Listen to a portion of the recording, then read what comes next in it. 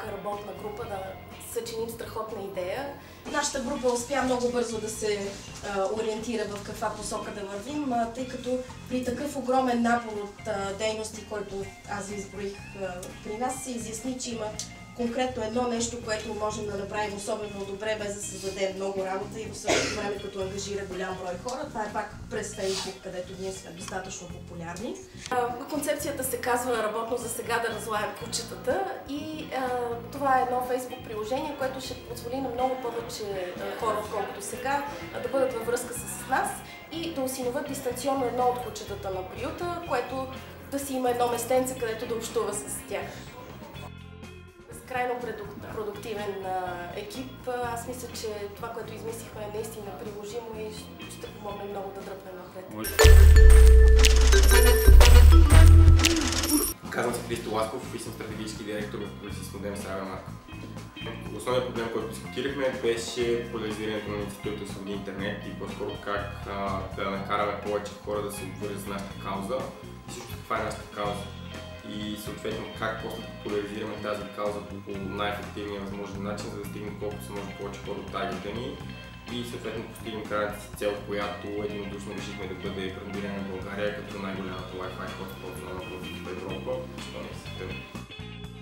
Моя личен фаворит за кампания, до която достигнахме като идея, беше една BTL активност, която е свързана с буквално раздаването на безплатен интернет, колкото и бутафорно да би било то. Именно на различни локации, големи градове, където искаме да започнем от там, да по някакъв начин, честно казвам, не сме добавили чак толкова много детайли, да показваме на хората колко би било хубаво, ако някой просто дойде така и да даде интернет и какви ползи би могло да извлече един човек от това нещо. Основните проблеми, които видяхме, с които се сблъскваме, това са незаинтересованост плюс неинформираност на хората. Идеята ни е, че повечето софиянци, особено кореняк софиянци, въобще не възприемат града като някакво интересно място. Мисля, че няма нещо, което биха могли да научат, въобще мисля, че няма какво да и гледаш на София, няма какво да научиш за нея. Останахме накрая така, чрез доста голяма селекция на две основни идеи. Едната е организиране на някаква игра, примерно чрез мобилно приложение, чрез Facebook, използваща снимки на интересни места от София. Тук мисълта ми беше, че има много места, които снимани, ако не си сложи надпис, ти буквално може да ги погледнеш, да кажеш, вау, това е много готино интересно място и да не знаеш, че това е в твоя град. Игра, който е малко по-различен, той така по-скоро включва актьор или актьори, вече зависи колко мащабна към бюджет има и така нататък, които да стоят да кръжат по определените спирки, като по спирки, например спирките на Философия Тур, местата, по които се минават, тъй като има и маршрут, който се следват на двете обиколки, които са привлечени като някакви интересни исторически личности, разбира се, свързани с място, където се намират. Вече, ако зависи отново дали сте един или друг, или става въпрос за група хора, може да разиграят някакви сценки исторически, може да спират хората и заговарят въобще, по всякакъв начин да интерактват с хората около тях.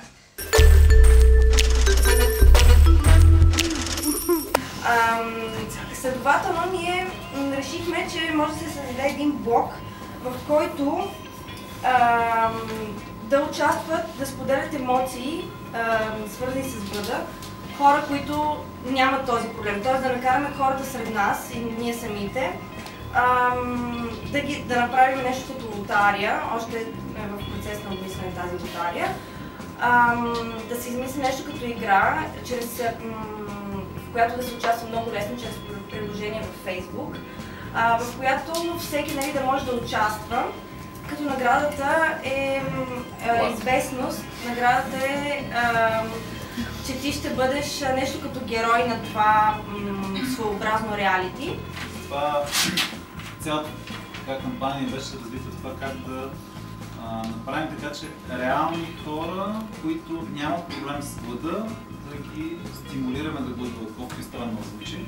Но само по себе си стимулирането не се крие в това да им обещаваме някаква награда, защото има награда, толкова факт има награда, но тя е върху това, че социалната валута е валутата на новия век. Всъщност това да бъдеш известен, да споделяш каквото се е случило и така нататък. Тоест не искам да използваме тази валута и да по този начин да стимулираме хората да споделят какво е наистина да гладуваш.